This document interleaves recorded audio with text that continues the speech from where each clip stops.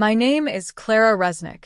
I grew up surrounded by science fiction books, dismantled circuits, and silent, creative afternoons in public libraries.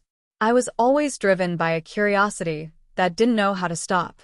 I wasn't just interested in creating technology, but in questioning its purpose, its impact, and its invisible layers. When I was hired by Novatech, a company specializing in quantum computing solutions and behavioral prediction systems, I thought I had found the ideal space to innovate with purpose. But once again, the surface was a promise, and beneath it lay control, fear, and vanity disguised as meritocracy. My project started small. A predictive system not just based on raw data, but on emotional patterns. While everyone was talking about performance algorithms, I was talking about perception algorithms. The idea was simple and radical, to predict not just what people would do, but why they would do it, and with that, create more human, less invasive digital experiences. I received technical praise at first, some diplomatic smiles during initial tests. But as soon as my solution began to show autonomy, the questioning began. "Don't you think this is too subjective to be integrated into our platform?" asked the director of development, Martin Blake, a Silicon Valley veteran who always looked at me with a furrowed brow. "Your proposal is curious. But is the market really ready for this?" said the head of product, with that condescending tone of someone who's already made a decision without really listening. What they didn't say out loud was their discomfort with the fact that a young woman with a hybrid background in engineering and cognitive psychology was proposing something they couldn't fully grasp. I didn't fit the classic profile. I preferred sneakers to leather shoes. I spoke little, listened a lot. And instead of repeating buzzwords about scalability, I spoke of ethics, impact, nuance. Still, I moved forward. My prototype, named Seraph, began delivering results that traditional systems couldn't reach. IB marketing campaigns tested with Seraph had 31% higher conversion rates. Platforms that integrated my architecture reported reduced user drop-off among individuals with emotional trauma. But all of this made people uncomfortable. Seraph didn't just work, it challenged the cold logic of the dominant model. Then came the news. The project would be shut down. Martin called me into a closed meeting room. He said the expected return didn't align with strategic objectives. He suggested I focus on more practical initiatives. Translation, they wanted me to be predictable, not innovative. I nodded. I thanked him. And I walked out of that room with a quiet heart. But inside, something was already stirring. I had coded every version of Seraph into a private repository. I had full documentation, validated metrics, and a roadmap that reached far beyond the sectors Novatech would ever dare to touch: emotional education, digital care, and ethical monitoring. And I had contacts, people who, over the years, had crossed my path and recognized something beyond what my ID badge revealed. That night, I reopened the files, renamed the project, wrote a manifesto, and sent out 5 strategic emails. One of them would change everything. When I walked out of that room that afternoon, carrying only my raw cotton backpack and a folder with the files from the canceled project, I was not defeated. I was incubating. I had learned from the mistakes at Viridian that having a good idea wasn't enough. You needed the right ecosystem for it to bloom. For weeks, I worked alone from the small balcony of my apartment, surrounded by hanging plants and the sound of Tibetan chants. I rewrote the workflows, reviewed the code, removed internal dependencies. My project no longer needed Viridian. It only needed fertile ground. That ground appeared when I was invited to an independent gathering of developers and investors focused on sustainable and inclusive technology. The event was to be held in Vancouver, supported by Evergreen Labs, a Canadian foundation that invests in socially impactful innovations. I presented a streamlined version of what had once been just a prototype, and to my surprise, the audience responded with enthusiasm. But the real shift happened during the coffee break. A woman with gray hair and a serene expression approached me.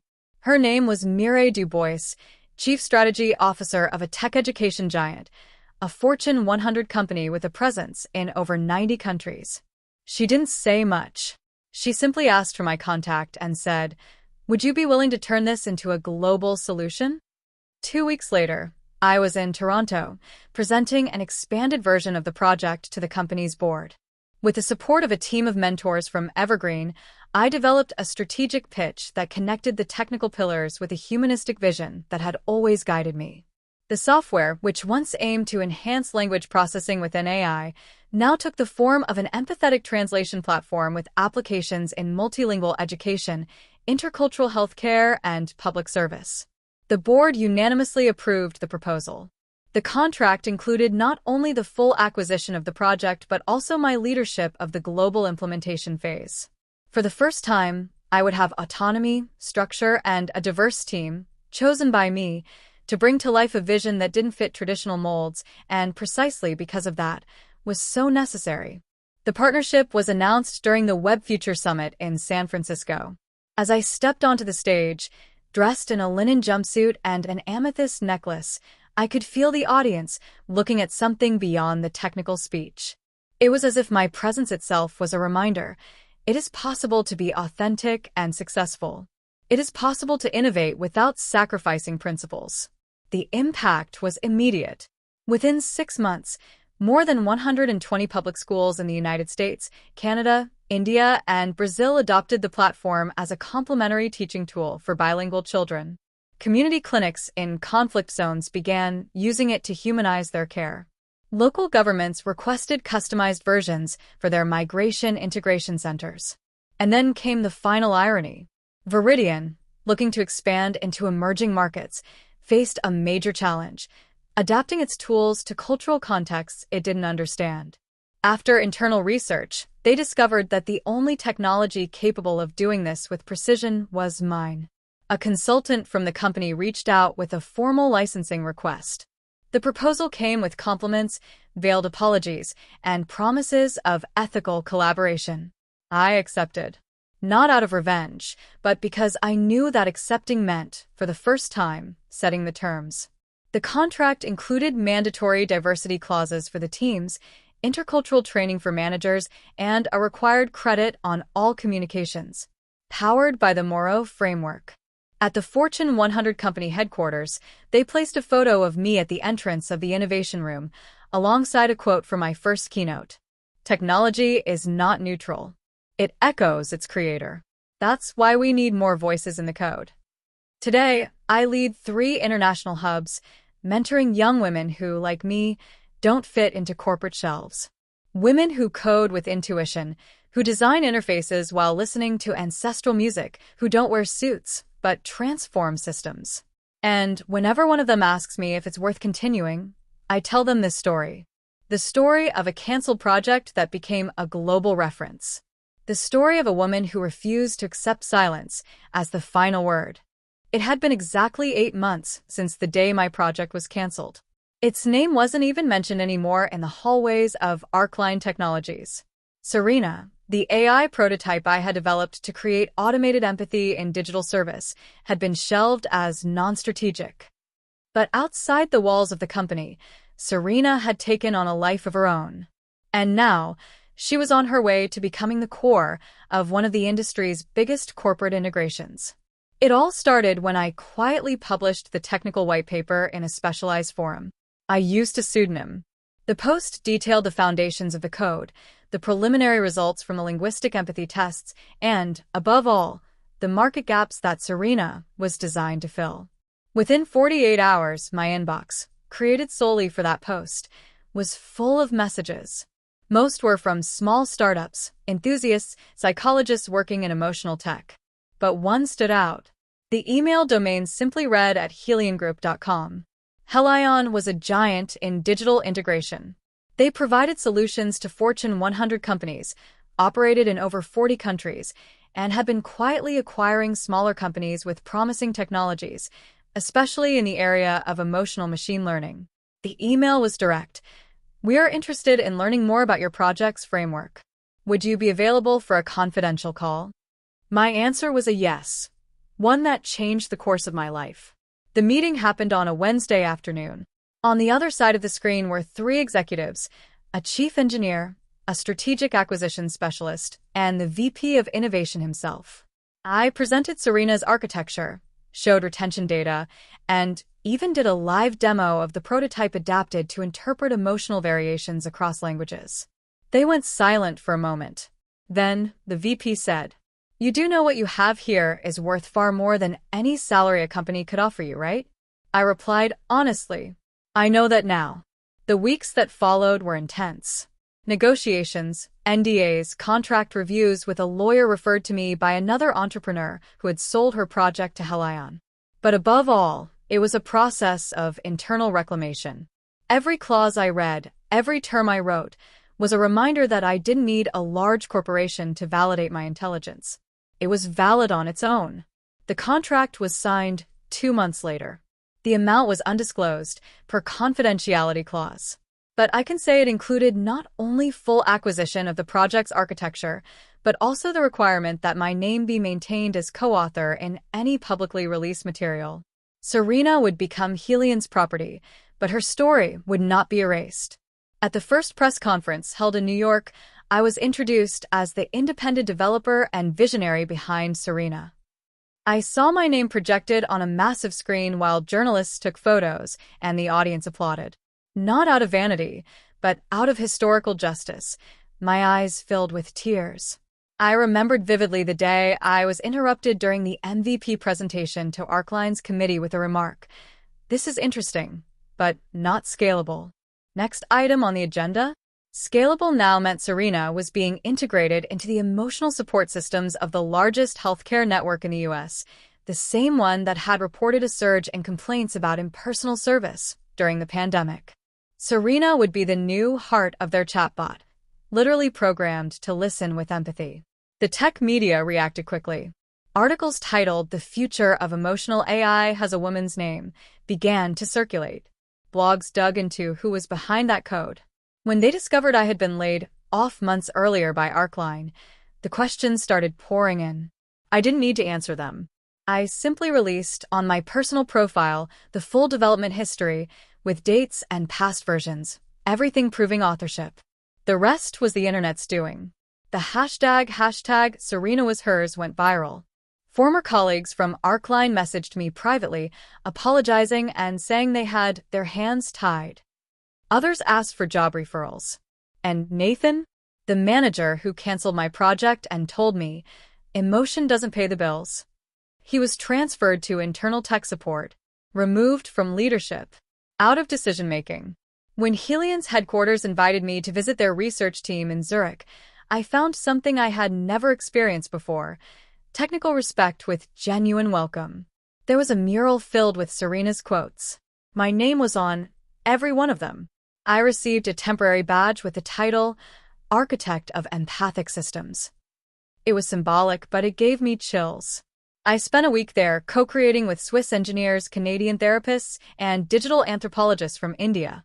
Serena was about to gain an educational extension, a version tailored for public schools in the US and Brazil, designed to interpret emotional behavior patterns in teens, with a focus on suicide prevention and promoting digital empathy in school interactions.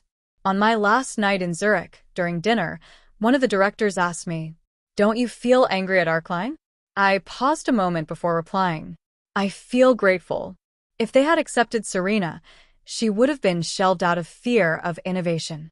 I wouldn't be here."